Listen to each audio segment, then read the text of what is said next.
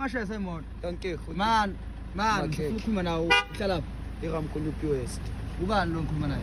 Meketi. Yeah.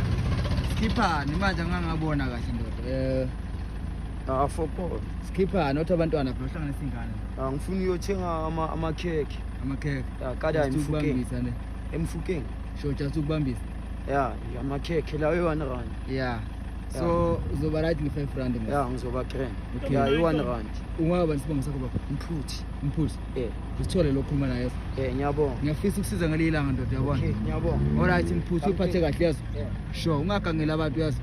Hello Mzansi, welcome to Mgosa Mzansi. If today is your first time visiting this channel, please do the right thing and click the subscribe button, and also don't forget to smash the like button. There's a viral video that's trending lapana go TikTok ya mfana leligama lakhe kungumwiketsi lebonakala bambitele emoteni bobhoti thiteni bamba imali. So looking at the situation yakhe, people are saying ukuthi akusinyawo le bana babemnyawo, they don't look like this. You know, at first mangibona ngijima emotweni ukuthi mhlambe khona la qophisile labo sweni, but looking at his hair sengiyabona ukuthi no man, there's something wrong. So people are saying ukuthi kukhona inkinga le serious angamwikethe we can't say futhi ukuthi ubheminyawo because it doesn't look like someone lo bheminyawo.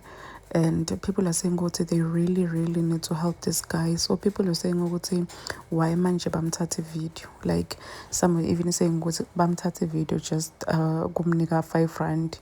It doesn't make sense. Some said ukuthi it's a good thing because what if usekugcina sekhaya baba made khaya ukuthi why happy, probably they think ukuthi sewashona mase bambona asecurity lapha kuma social media platforms batobona ukuthi usaphila bambuke abuyele ekhaya. But ngalesinye isikhathi uyathola ukuthi umuntu akafuni kwayena kubuyela ekhaya, like nje lo muntu lo akafuni nje kubuyela ekhaya, ufuna ukutenzela nje la estradini, into nje le ntomhlanganisa nokubuyela ekhaya akangenelani nayo, ufuna ukuphelela ngokuqela. So some people are saying ukuthi Nkosi yami, this is so heartbreaking. It's really heartbreaking looking at the situation yakhe.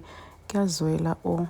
I hope ukuthi Umweketsi will get all the help that he needs. Please do comment what you think below down in the comment section. Don't forget to hit the notification bell. I'm signing out. So goodbye.